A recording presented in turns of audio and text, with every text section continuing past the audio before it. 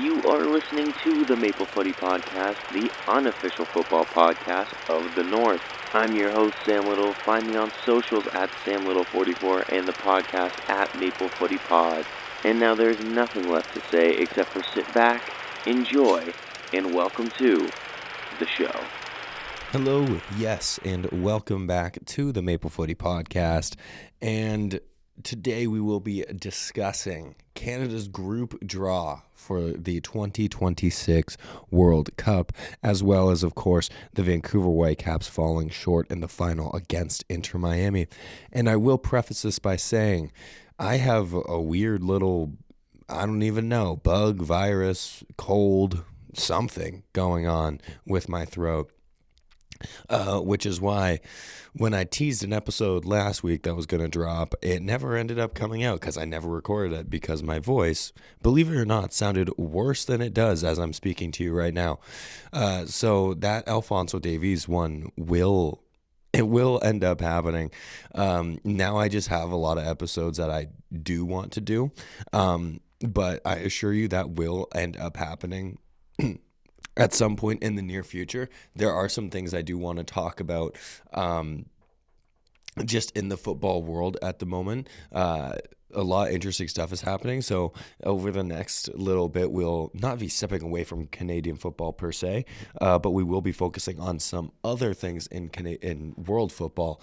And then, of course, you'll still get your Canadian football coverage. But yeah, so apologies for my voice.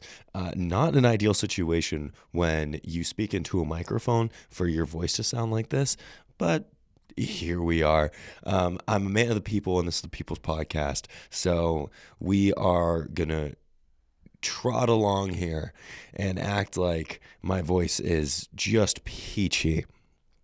So we're going to start with the Whitecaps game, do a little bit of coverage for our guys over the last week, and then talk about our group, and then we'll call it a day.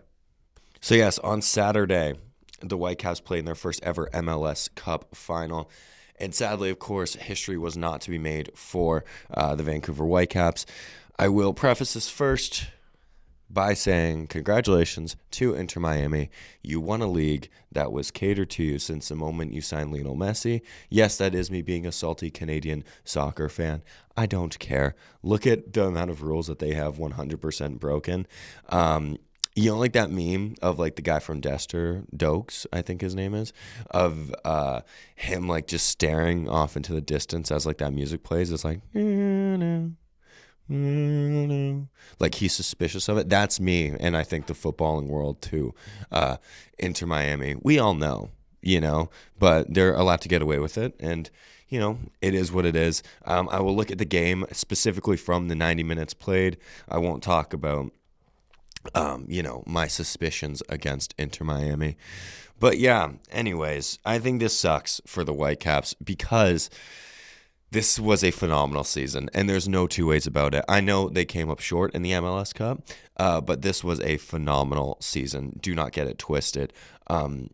They are the first ever team to compete in the CONCACAF Champions Cup, the Voyageurs Cup final, and the MLS Cup final. They're the first team to ever do that.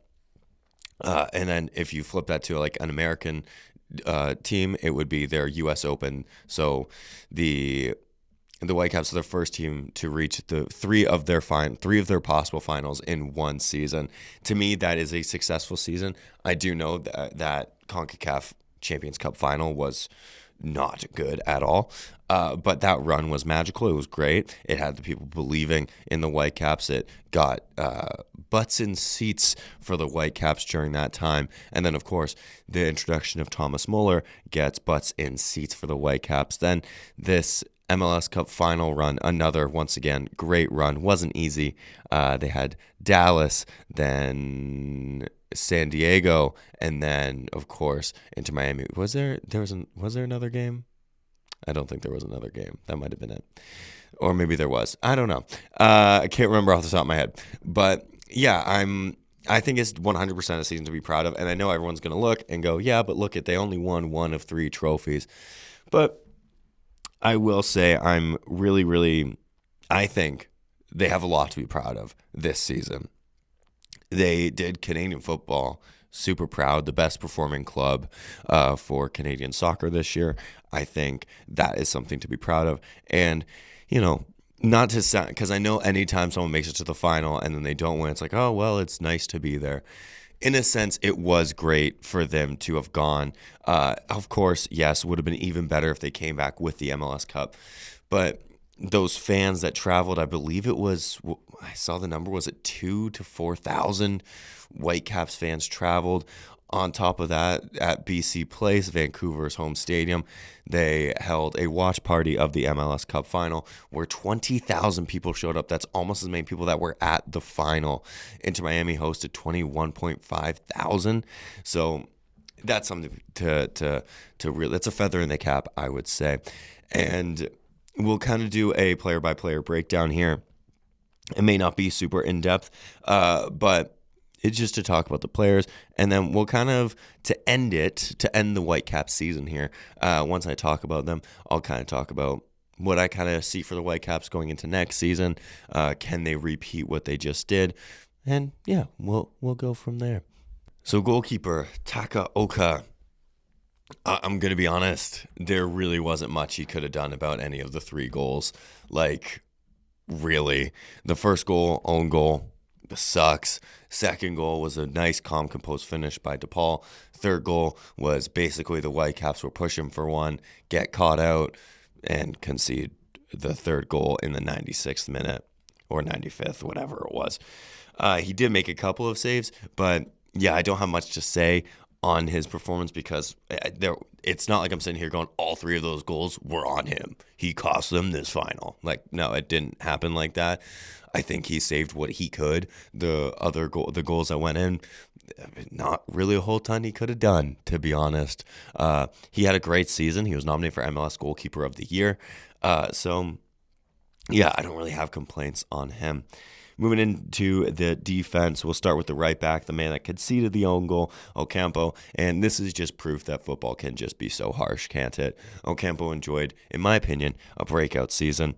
He looked great all season. And then, of course, 8 minutes into the biggest game of the Whitecaps season, scores an own goal. Knew nothing about it. Let's be fair to him. Ball came in from an Inter Miami guy. He was rushing back to get into place. And the ball that came in deflects off of him into the back of his net. As a defender, that happens. I still think he went on to have a pretty decent performance. It was not his best, but that could be said about, I think, basically every Whitecap, almost every Whitecap that played that day. It wasn't their best. But I thought he dealt well enough with a lot of Inter Miami's firepower.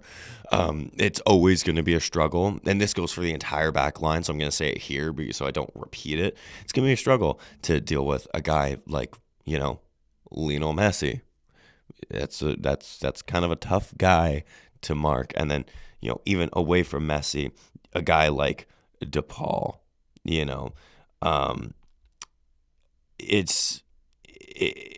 it's a tough one to deal with, overlaps from like Jordi Alba, Busquets putting in some nice passes, it's going to be tough for the back line. But yeah, Ocampo, I don't think he got to have that joy going forward that we've kind of seen from him this season, which is a shame because I think you take that out of his game and you're taking a big aspect of what makes his game click out of his game. But defensively, outside of the own goal, I thought he was pretty sound for the most part. Left back, Laborda, I thought, once again, he was decent, not to his best, especially his best performance in the playoffs, because he's been very good for them during the playoffs.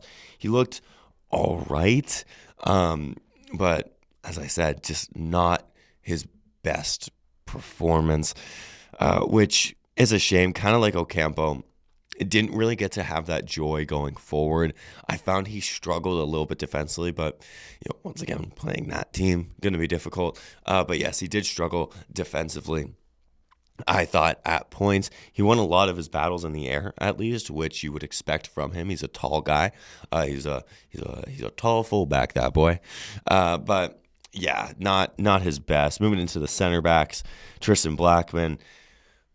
Shocker here. I didn't think it was his best performance either. He, I will say, is coming back from a suspension from last game as well as an injury from a month ago maybe ish. So he's got a little bit of rust on him, and I think it showed, which sucks because I also don't want to be that guy like, well, but I do wonder if he was fully fit and fully match ready per se, if we would have maybe seen him look a bit sharper, that Tristan Blackman, that one defender of the year. Maybe we see a little bit different of a performance from him. His center back partner, Ralph Priso, I thought he was, maybe I'm biased here, I thought he was the best defender for the Whitecaps. And once him and Ali Ahmed were substituted off in the second half, I think that really spelled danger for them. And I think that just goes to show how good the two Canadian starters were on the day. And once again, I could be being just a little bit biased. But I think this was a performance and a run for Ralph Priso to be really proud of. I think, in my opinion, he has done more than enough, and I've said this in every episode I've done about their run. I think he's done more than enough to warrant a Canadian call-up. As I've said, you've seen him be able to play as a holding midfielder, a defensive midfielder, and a center back.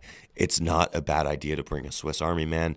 That's my opinion. But on the day, I thought he was decent. Once again, as everyone else in defense, it wasn't his best. I just thought he was the best of the defenders.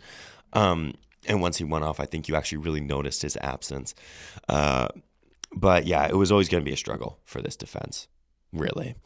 The two defensive midfielders on the day, Kubos and Berhalter.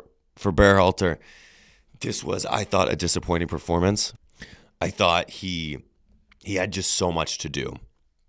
And he always is that engine, but he had to, cover DePaul, cover Busquets, watch overlaps, cover Messi. It was just too much for him to do. Maybe disappointing is the wrong word. I thought it was, this is probably like a weird way to put it, but maybe an overwhelming performance, because it was just genuinely there was a lot on Berhalter's shoulders, and I think he just really struggled to be, as anybody would, struggle to cover that much ground and that much quality. And I know we've seen him do it time and time again this season, but in an MLS Cup final against that opposition, I do think that maybe you put Berhalter out there with a little bit more help. I do know Kubos was in there, and I actually thought Kubos was, not to compare the two, but I thought Kubos was the better of the two. Maybe because he had a little bit more, freedom or time. Maybe it's because Berhalter was covering so much ground. Kubos was maybe able to get involved a little bit more in a different aspect as my voice starts to go again. All right, cleared my throat disgustingly. I spared you the noises of that. We'll move up to the attacking quartet. We'll start with Sabi. Once again, I feel like I'm not even trying to run a Sabi agenda or anything. I just feel like I'm always going, he wasn't his best. It wasn't his best on this day. I thought he had, for the most part, a pretty underwhelming playoff run. I don't think he was terrible per se, but just of the heights that he kind of reached during the season, and especially since the Whitecaps have other options, I think it was a bit of an underwhelming run from him. And I'm kind of surprised that, Orion Gold, I know he's coming back from injury, so maybe that's not realistic, but Jaden Nelson didn't get in during this run, really. It felt like it was Sabi's position, and that's fine. Because, as a coach, everyone sees it differently. And maybe Sorensen really saw some things that Sabi was doing. I don't think it was a lack of effort and a lack of working hard. He was working hard. He was always tracking back. I just always find with Sabi, especially during this playoff run, a lot of the time when it comes to making a decision in the final third, I think his decision-making really lets him down in moments, which I'm not going to say cost the Whitecaps on this day, because they had a bit going forward, but it wasn't all out attack and then wasted attacks. But anytime he kind of got on that ball in the final third, it really didn't feel like something was going to happen. It just kind of felt like he didn't have it on the day, taking some extra touches, whatnot. I will say I did enjoy his defensive work rate. I think that's very important to have, especially when you're playing a team like Inter Miami. You're going to need the bodies coming back, and Sabi did always track back. He was always trying to help his defense, which I do like. Next to him, Thomas Müller. Don't shoot me, Thomas Müller fans, and I have praised him to high heaven. Wasn't his best either.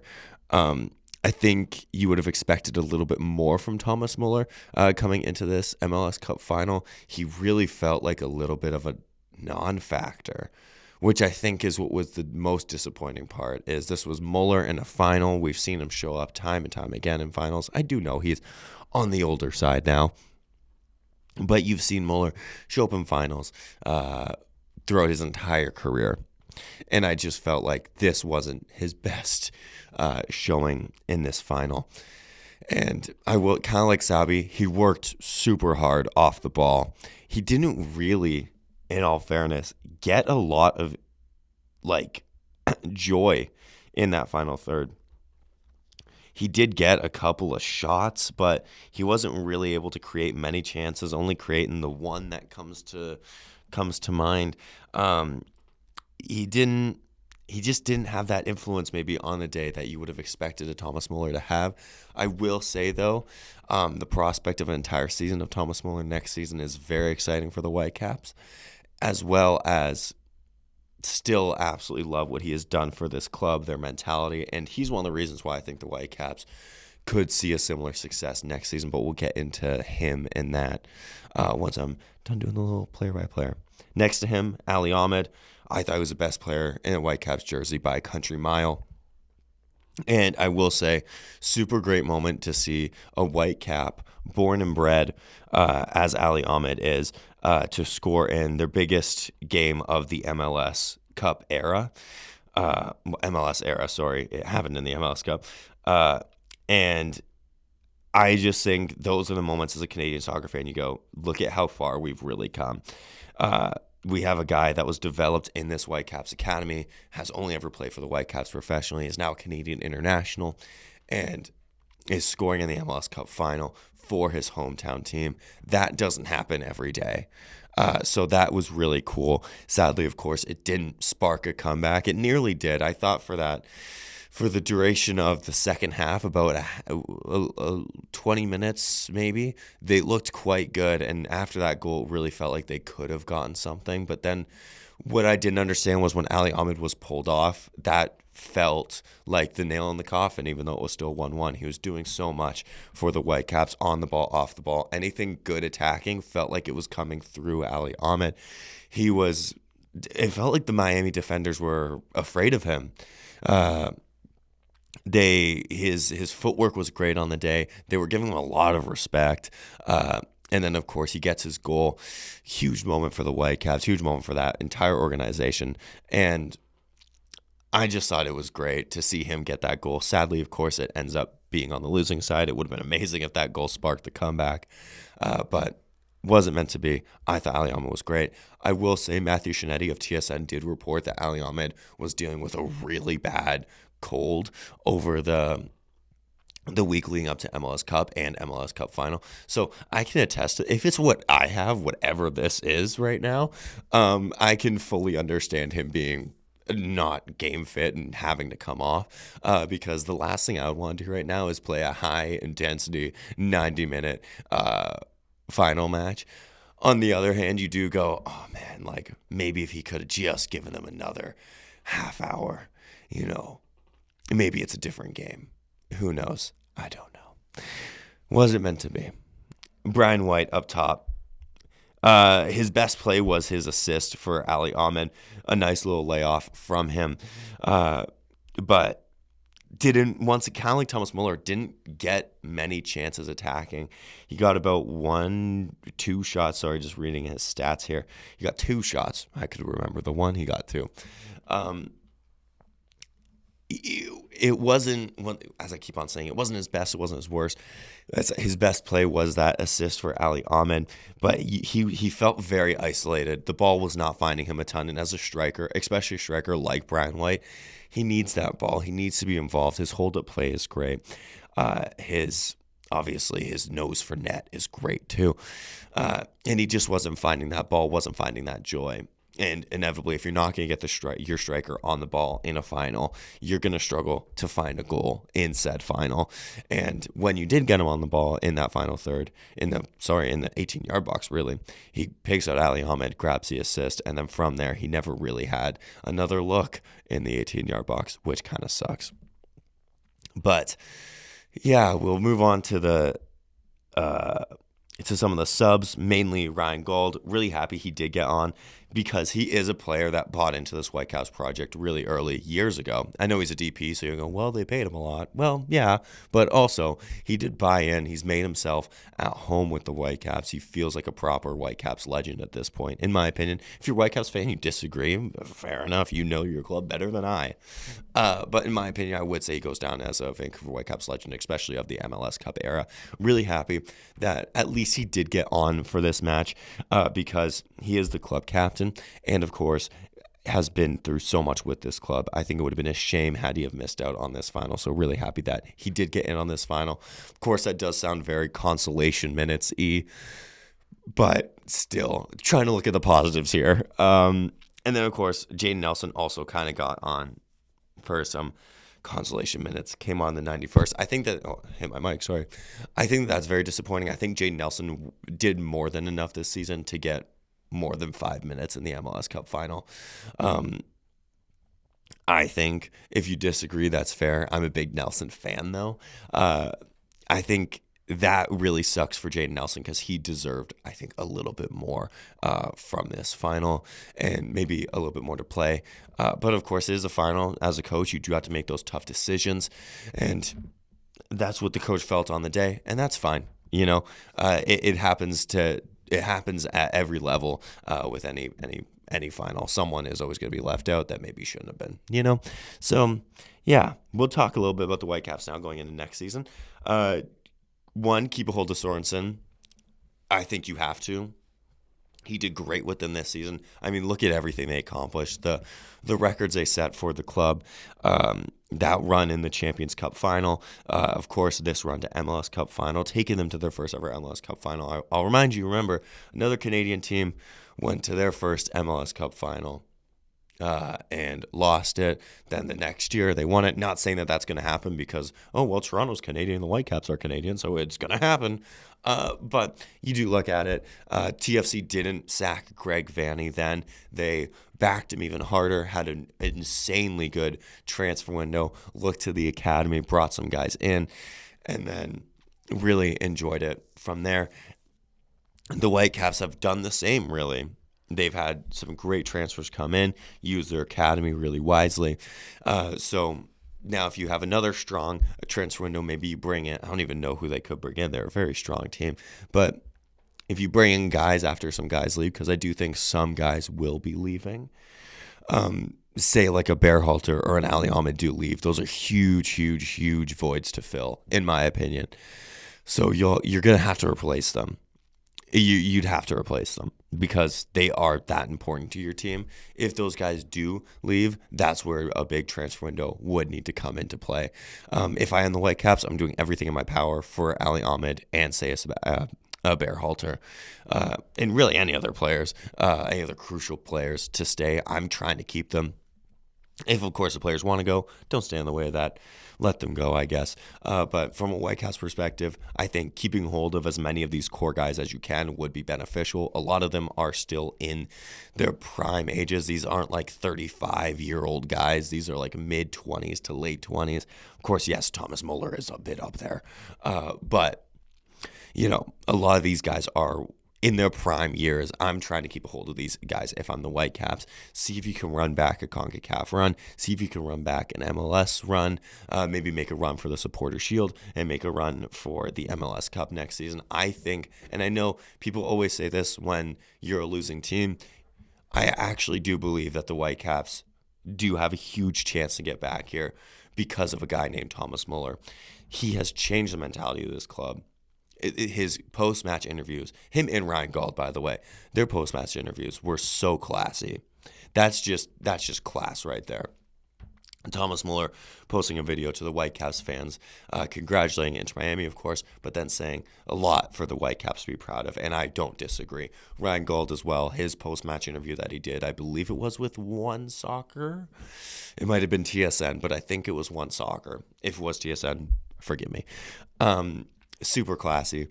Those are the DPs that you want. Those are the type of DPs you want. Guys are going to be classy on the field, off the field, and a lot's been made of the Whitecaps being a team, and I think that's a huge part and due to the DPs that they have. These DPs are putting the team in front of them, which you don't always see with DPs, and I think that's huge going into next season. So Ryan Gauld as well. Ryan Gauld and Thomas Müller for an entire season next season. Knock on wood, injuries stay away. Ryan Gauld, of course, struggled greatly with injuries this season. And Thomas Müller came in August, so you didn't get all of Thomas Müller. But from what you did get of Thomas Müller, he looked great. From what you did get of Ryan Gauld at the start of the season, he looked great. Sam Adekubi, if he can come back early enough into the season, I think that's huge for them, especially when you have guys like Laborda and Tate Johnson who can also fill that role. If you could keep a hold of Ali Ahmed, now you have the secret weapon of Ralph Priso. You have Jaden Nelson, you have Sabi. If you can keep a hold of Berhalter, keep a hold of Kubos. If you can, I know they just signed Brian White during last offseason. If you can keep a hold of him for another season, in my opinion, once again, one of those guys that if Messi wasn't in this league, I think you could be making a case for an MVP season for Brian White. I think he was that good.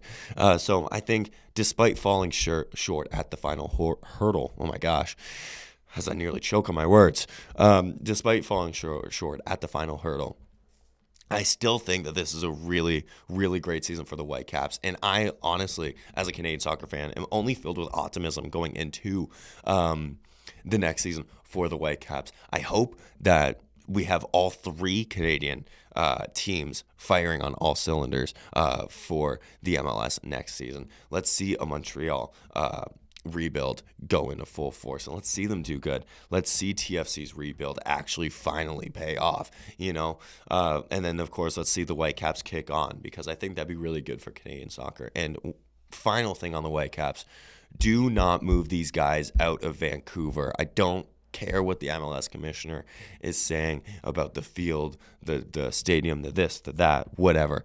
Don't care. Don't move these guys out of Vancouver. Build a new stadium. This stadium is good enough to host a World Cup. It's good enough to host an MLS team. So enough of wanting to move Vancouver out of Vancouver. They've been there since 1979.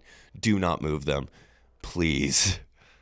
And now we're going to kind of talk about some of the Canadian boys, what they've been up to recently. I'm going to try to fly through this, sorry, because I want to talk a little bit about our World Cup group stage that we did draw, group that we drew for the group stage.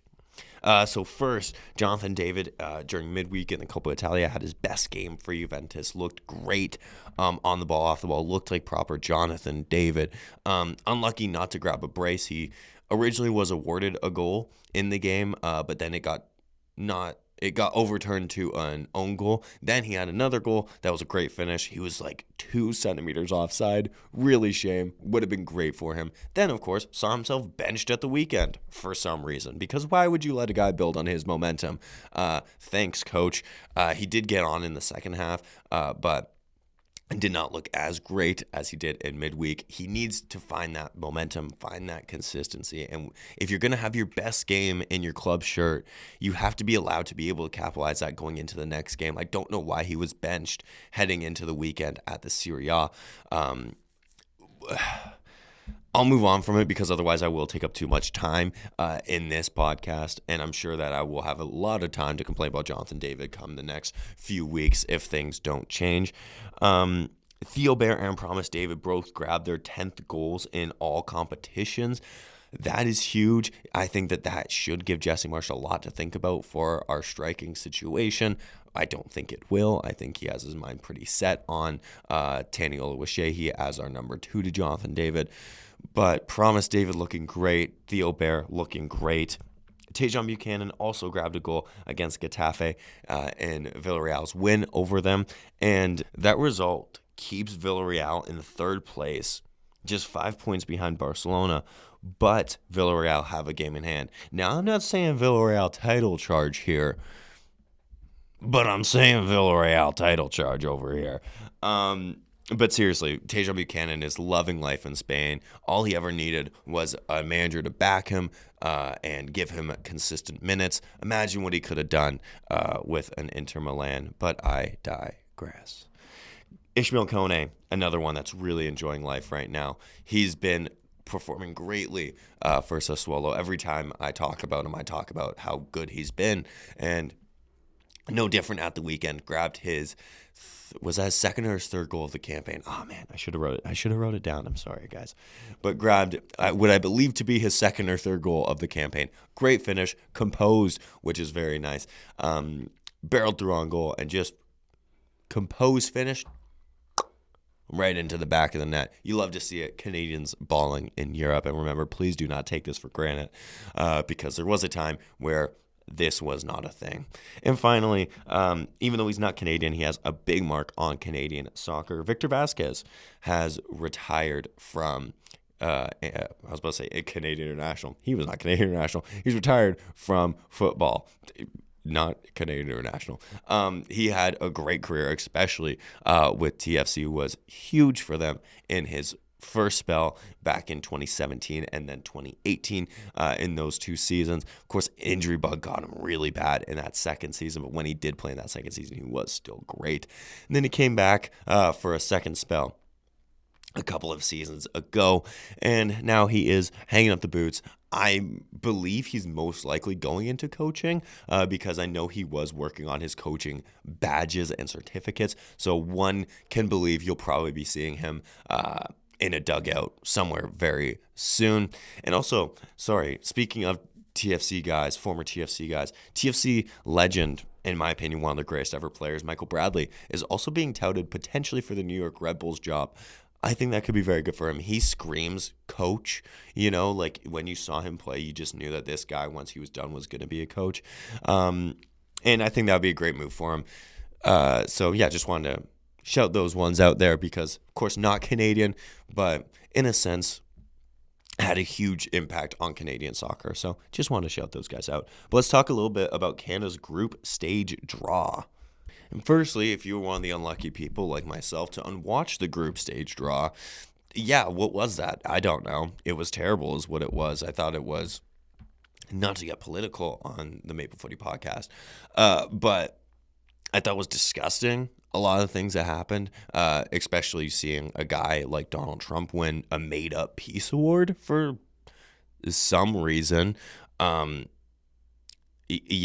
was a tweet that put it best when they said Donald Trump winning the peace award and then immediately bring out a prime minister of a country that he's trying to tariff and annex out of existence is a choice, and I couldn't agree more. And then also, I'm not going to get into every bad thing Donald Trump has ever done, but, just the fact that a guy like him is winning a quote-unquote peace award is it's kind of disgusting. Well, it's more than it is disgusting, and I think it's just a slap in the face to football fans having to watch that. I think it's a slap in the face to just people in general, even if you don't care about soccer. The fact that we saw on one of the biggest sporting stages, well, the biggest sporting stage, in my opinion, you see this happen. I think it's terrible, especially from a guy and his followers like to say keep politics out of sports when it pertains to, other topics like LGBTQ rights and BLM and any other just, humane right. Keep it out of the game because politics shouldn't be in sport. And then we put politics into sports because it fits their agenda. I think it's just blatant corruption. I think it's hypocrisy. And I think it's disgusting. This is supposed to be the world's game, the beautiful game, and you see stuff like this, and it genuinely just makes you feel ill, really, as someone that loves the game. It's gross, and I could go on, but I won't because I'll just rant and rave. But just know, yeah, I saw the Donald Trump stuff. I saw just the entire ceremony as a whole, even taking out Donald Trump. It was just an embarrassment of a ceremony. And then you add in the Donald Trump stuff, and it's just disgusting. So we'll move on, talk about Canada's group, and call it a day. I think this is a better group than what we got. Better for us, because better could entail different things. I think this is better for us in our chances of wanting to get out of the group than our 2022 draw. Remember, our 2022 draw had, at the time, were they second or third ranked in the world, Belgium, Croatia, and Morocco, who would go on to the semifinals, as did Croatia. So really drawn into the group of death. And I do think that this is a more favorable draw for us, but I'm not going to sit here and tell you that this is an easy draw. We're going to leave our mystery opponent for last. We'll start off with Qatar, and everybody celebrated when Canada got Qatar, because on paper, we should beat Qatar. Qatar, all due respect, are not a great team. What concerns me is, of recent, Canada has not beaten teams we should beat. That's what concerns me. Maybe I'm just a pessimistic, terrible fan, but I saw our team struggle in the Gold Cup against teams like Curacao, or as Wayne Gretzky called them, Caraco. We got eliminated by Guatemala, who aren't even in the top 100. So I'm not going to sit here and say Qatar is an easy 3 points. Should it be? Yes, it should be for all intents and purposes. And in theory, with our team against their team, on paper, yes, it should be. I don't think it will be, but it should be. And I would love to be proven wrong, and we go out there and we smash Qatar 7-0 in the second game of our World Cup run. I just am concerned because as of late, when we play a team we should beat, we struggle greatly. So I'm actually concerned about Qatar, not because I think, oh man, they're playing at a level of like a Brazil right now. They're not. Of course they're not. I'm just concerned because we've seen our team really struggle against similar teams to Qatar. With that being said, I do still think that is a favorable game that we should win. We should win it. And I think that if you're Canada, you're looking at that game going, okay, that's the game where we need to get as many goals and win the game that we can. That game will be played in Vancouver on June 18th. Then, of course, June 24th, Switzerland. This is a big game, I think. I know at first glance you go, okay, Switzerland, they're not bad. They're not great. They're not bad. Switzerland, though, always finds a way to make it out of the group stage in the World Cup. Always. That's what concerns me here. Is they're already a pretty good team. I believe they're in the top. Are they in the top 20 in the world? I think. Were they like 19th or something? I don't know. I try not to put many stocks into the FIFA rankings because they flip so often. I think they're in the top 20. Regardless, I still think that they're going to be a tough team. But on the bright side, they are our third game. So in theory, I'm putting out a lot of theories today. In theory, this game could mean nothing for Switzerland, or maybe mean nothing for us. Maybe we win our first two games, and our third game is just all right. Like, cheers, boys! Like, let's get as many of you World Cup appearances as we can, and then we'll go off into the round of 32 and have fun. But in theory, I think our third match is going to be very important for us, just depending on how the group shapes up. For Switzerland, though, they could have actually qualified by this point for the next round, which means that they could pull we're going to rest our big guys. We're going to put in our lack of a better term, our second stringers. And that could be good for Canada. Of course, Switzerland's second stringers are still quite good. But if it's kind of, in essence, a bit of a meaningless game for Switzerland, that could be good for Canada, because then maybe Canada, if we are on the verge of going through or not, maybe that could be good if we get against a Switzerland side that doesn't fully need to win that game, you know? But Switzerland does concern me. I'm saying that they all concern me because they all do. That's what being a fan is, I think.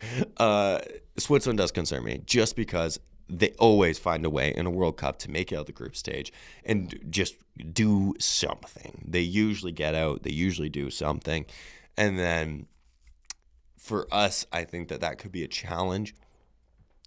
But I do think that we could play well against Switzerland because, once again, in Canada soccer fashion, we like to play better against the better teams and actually maybe squeak out a result against Switzerland. Because I think if we get 4 points and a relatively decent goal difference, I think that's enough for us to get out the group. Because remember, I can't remember the amount of third place teams. I think it might be 4. Oh, is it 4? I think it's the best 4 third place finishes get out of the group. So I think if we get 4 points and a relatively decent goal difference, that could be enough. So say we get a win over Qatar and maybe a draw against Switzerland, I think we might go through. Or, vice versa. I mean, if we win all 3 games, that'd be amazing. But, of course, trying to think a little bit realistic, especially if our first game, now going into our first game, is against an Italy, because our first match is June 12th at BMO Field.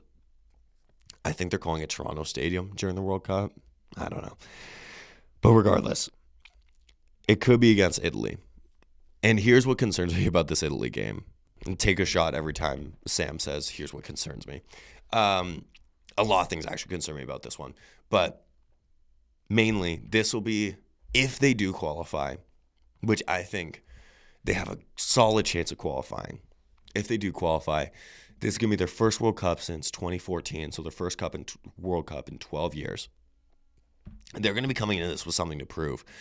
They're going to be hungry for this. So I think right there, that's going to be really tough for Canada, because this Italian team is going to be hungry. And no, this isn't an Italian great side like, the ones of old, like an 06 per se. It's not. And I do actually think maybe Canada, another one that Canada might be able to pip out a draw, maybe on paper, just because this Italian team is pretty uninspiring. But, of course, they still do have some of that individual quality. And, as I said, they will be hungry and will want to prove something if they do get here. Another thing that concerns me is this will be held in Toronto. I think the stadium could be majority blue. And I think that really sucks. Jesse Marsh, I think, put it best himself, because they said interviewers asked him about the big Italian community in Toronto. And Jesse Marsh said himself, it's great, but they should be coming in wearing their Alphonso Davies jerseys. And I could not agree more, Jesse. For one, I am actually of some Italian descent. I even have an Italian corner here in my Maple Footy studio, plus Jay Chapman, because his jersey really went well with the Juventus kit and scarf that I have hanging up, which is just very funny to me. But, so that being said, I am, of course, love my heritage and my family, of course. I am of the mind of, we need this program to build, and you cannot be considered a really, really great soccer program if you're still being outshone by an away support. And so if Italian Canadians come out to this game and they're in their Italian gear and whatnot, I think that's a huge, huge slap in the face for our program, because these guys have built so much. They've done so well. They deserve our support. Canadians, you got to come out there, support your Canadian boys. You could support whatever team you want. I understand that. But I think when it comes to Canada playing, we all need to get behind them and cheer for them. If you want Italy to win the World Cup because you don't think Canada's gonna, if you want France to win the World Cup because you don't think Canada's gonna, okay, fair enough. But if they end up playing Canada, please, please, please root for Canada. If you are living in Canada and you're Canadian and what have you, I understand being proud of where you're from. As I said, I have literally an Italian corner in my office here in the studio space. But yeah, for us to be considered a serious program, I think that's what we need, because if roles were reversed and this was in Italy, let's say the World Cup was in Italy and Canada was playing Italy in, I don't know, Turin, Juventus stadium, you wouldn't see them overshadowed by red. You'd have red pockets for sure, because Canada fans would probably go out and support, I would assume, fly out there, have a little trip to Italy. But I don't think that you would see an overwhelming majority of a sea of red in Italy, because they're a serious footballing program. I think for us to be a serious footballing program, we can't be outshined by blue come the World Cup, if that is what happens. What is also very funny about this draw, per se, of the guys that we could play, speaking of our heritage, I have heritage for 3 of these teams. My grandpa was from Northern Ireland. Of course, my papa and my grandma were from Italy, which is where the Italian heritage comes into play here.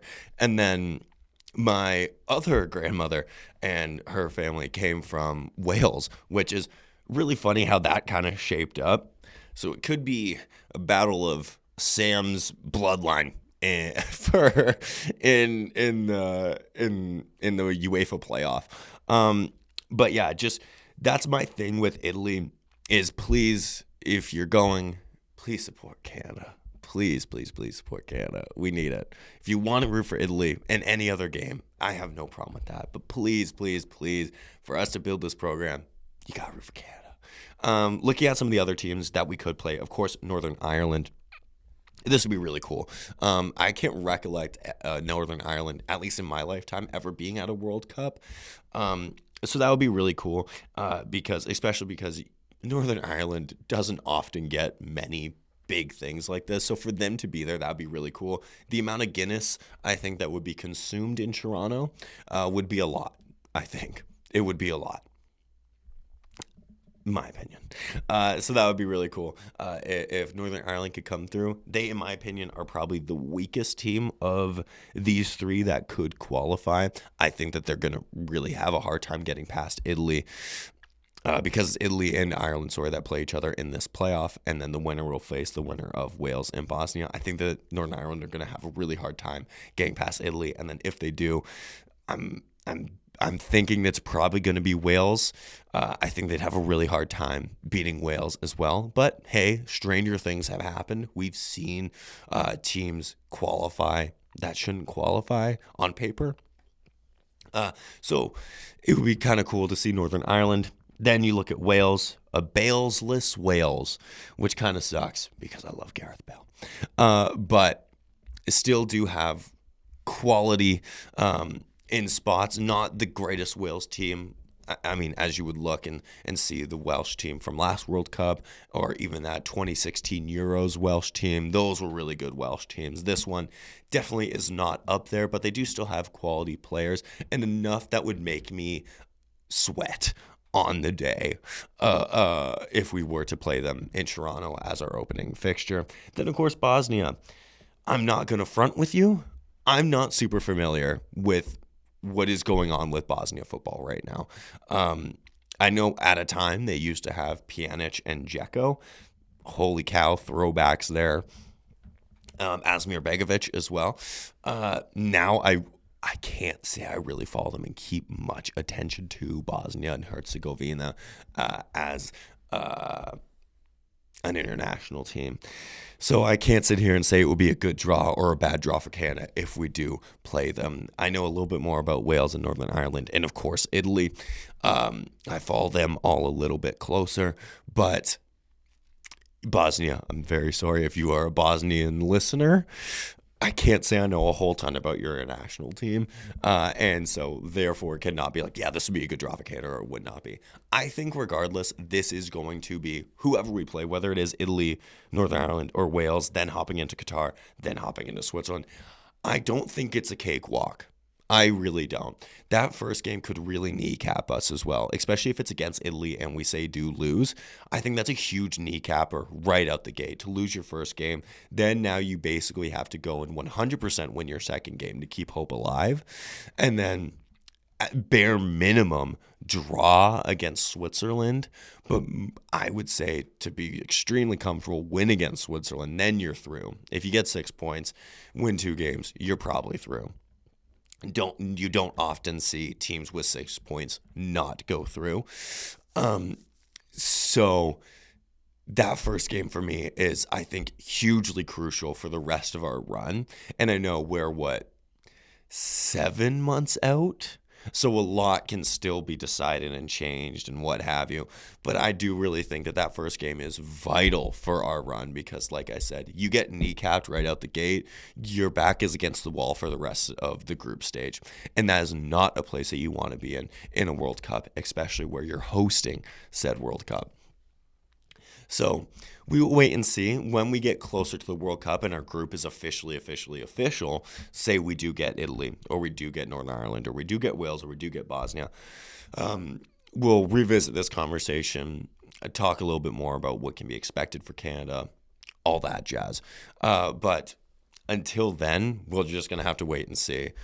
The playoffs take place in the March international window. I'm so sorry, as my voice is just going here.